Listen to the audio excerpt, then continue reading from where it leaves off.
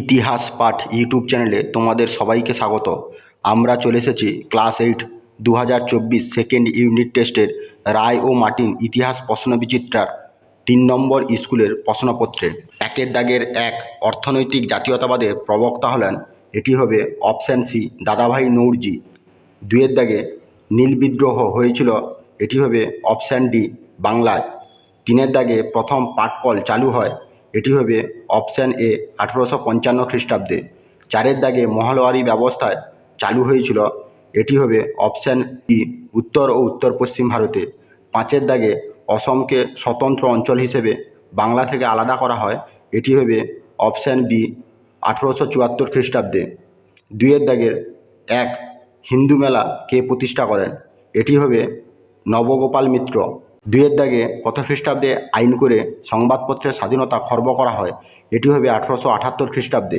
3 দাগে দিকু কাদের বলা হতো, এটি হবে সাঁওতালরা তাদের এলাকায় বহিরাগত মহাজন ও জমিদারদের দিকু বলে অভিহিত করত।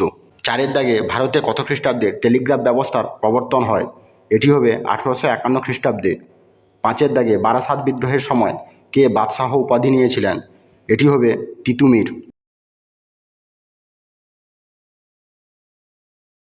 3 দাগের 1 প্রশ্নটি হলো, ডিরোজিওর শিষ্যদের নব্যবঙ্গ বলা হয় কেন?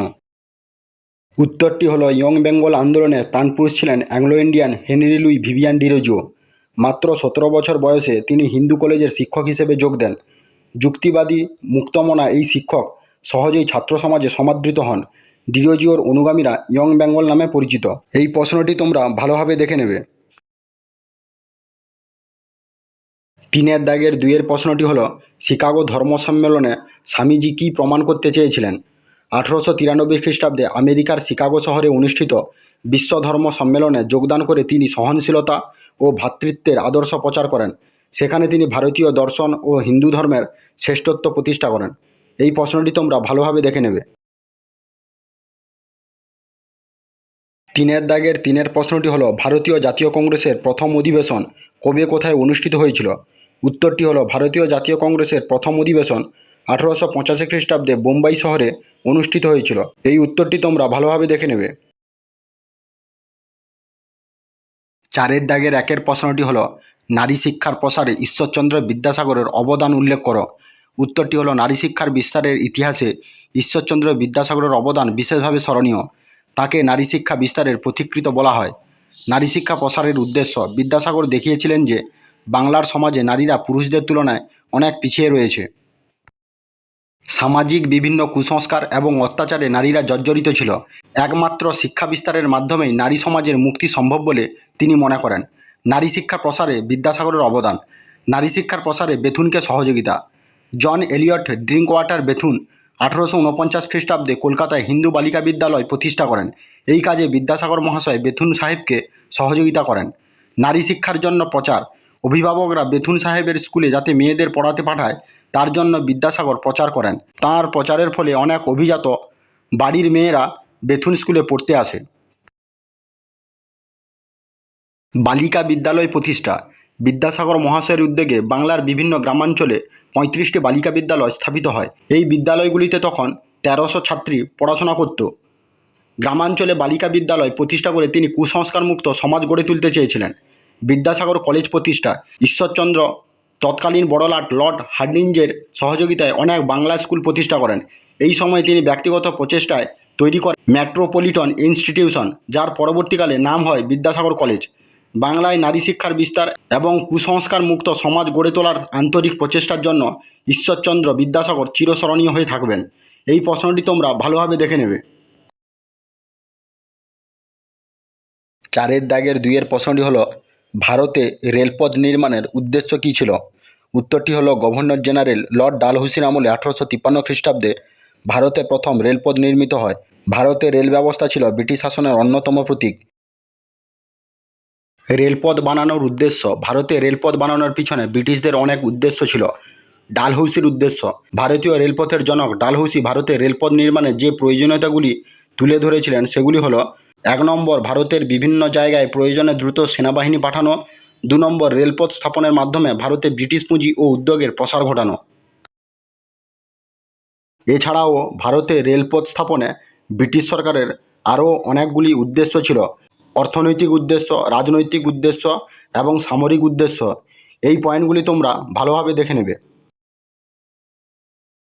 4-এর দাগের 3-এর প্রশ্নটি হলো দাক্ষিণাত্য হাঙ্গামা কেন হয়েছিল? উত্তরটি হলো 1875 খ্রিস্টাব্দের মে থেকে সেপ্টেম্বর মাস পর্যন্ত দাক্ষিণাত্যে মহারাষ্ট্রের পুনা ও আহমদনগর জেলায় যে কৃষক বিদ্রোহ হয়েছিল তাকে সরকারি পরিভাষায় দাক্ষিণাত্য হাঙ্গামা বা ডেকেন রিওট বলা হয়। দাক্ষিণাত্য হাঙ্গামার কারণগুলি হলো: 1 নম্বর, তুলোর মূল্য হ্রাস। ভারত থেকে ইংল্যান্ডে তুলো রপ্তানির পরিমাণ কমে যায় এবং তুলোর মূল্য হ্রাস পাওয়ার ফলে দাক্ষিণাত্যের কৃষকরা ক্ষুব্ধ হয়ে ওঠে এবং বিদ্রোহ শুরু করে। 2 নম্বর, অত্যধিক ভূমি রাজস্ব। দাক্ষিণাত্যে রায়তওয়ারি বন্দোবস্ত অনুসারে কৃষকের কাছ থেকে সরকার সরাসরি রাজস্ব আদায় করত। তার উপরে রাজস্বের হার ছিল খুব চড়া, প্রায় 45 থেকে 55%। 3 নম্বর, সাহুকার মহাজনদের শোষণ। দাক্ষিণাত্যের স্থানীয় মহাজন বা সাহুকাররা ঋণ দেওয়ার বিনিময়ে প্রচুর অর্থ শোষণ করত এবং উৎপন্ন ফসলের উপর নিয়ন্ত্রণ কায়েম করত। এই শোষিত কৃষকরা বিদ্রোহী হয়েছিল। এই পয়েন্টগুলো তোমরা ভালোভাবে দেখে নেবে। 5-এর দাগের 1-এর প্রশ্নটি হলো বিপ্লবী সন্ত্রাসবাদী কার্যকলাপের পটভূমি কিভাবে তৈরি হয়েছিল? কেন বৈপ্লবিক সন্ত্রাসবাদীদের অনেক উদ্যোগই ব্যর্থ হয়েছিল বলে তোমার মনে হয়? উত্তর: বিপ্লবী সন্ত্রাসবাদী কার্যকলাপের পটভূমি। প্রথম পয়েন্টটি হলো স্বদেশী আন্দোলনের ব্যর্থতা।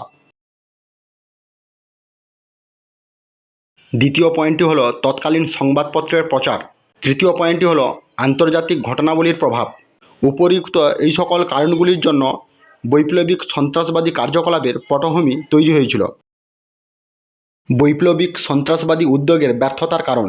ভারতে বৈপ্লবিক সন্ত্রাসবাদীদের অনেক উদ্যোগই ব্যর্থ হয়েছিল। তাদের ব্যর্থতার কারণগুলি হলো: 1 নম্বর, সাংগঠনিক দুর্বলতা। 2 নম্বর হলো কর্মসূচির বিভিন্নতা ও সমন্বয়ের অভাব। 3 নম্বর, সরকারের দমন নীতি। এই সকল পয়েন্টগুলো তোমরা ভালোভাবে দেখে নেবে।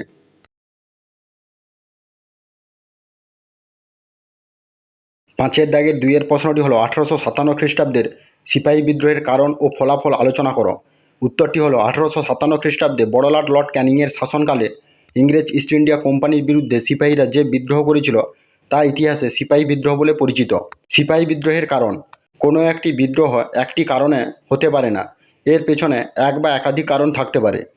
তাই সিপাহী বিদ্রোহ এর ব্যতিক্রম নয়। এর কারণগুলি নিম্নে আলোচনা করা হলো। 1 নম্বর কারণ হলো কোম্পানির সাম্রাজ্যবাদী নীতি। 2 নম্বর হলো সামাজিক বৈষম্য। 3 নম্বর হলো কোম্পানির ভূমি রাজস্ব নীতি। 4 নম্বর হলো এনফিল্ড রাইফেলের প্রবর্তন বা প্রচলন। 1857 খ্রিস্টাব্দের মহাবিদ্রোহ ভারতের ইতিহাসে এক গুরুত্বপূর্ণ অধ্যায়। এই বিদ্রোহ ব্যর্থ হলেও এর ফলাফল ছিল সুদূরপ্রসারী। 1 নম্বর হলো কোম্পানি শাসনের অবসান। 2 নম্বর হলো মহারানীর ঘোষণা। 1858 খ্রিস্টাব্দে ইংল্যান্ডের মহারানী ভিক্টোরিয়া ভারতে শাসনভার গ্রহণ করে ভারতবাসীর উদ্দেশ্যে কিছু প্রতিশ্রুতি ঘোষণা করেন। এটি মহারানীর ঘোষণাপত্র নামে খ্যাত। 3 নম্বর হলো মুঘল শাসনের অবসান। 1857 খ্রিস্টাব্দের মহাবিদ্রোহের পর ভারতে মুঘল সাম্রাজ্যের ও সম্রাট খেতাবের অবসান ঘটানো হয় এবং শেষ মুঘল সম্রাট দ্বিতীয় বাহাদুর শাহকে রেঙ্গুনে নির্বাসন দেওয়া হয়। এই প্রশ্নটি তোমরা ভালোভাবে দেখে নেবে।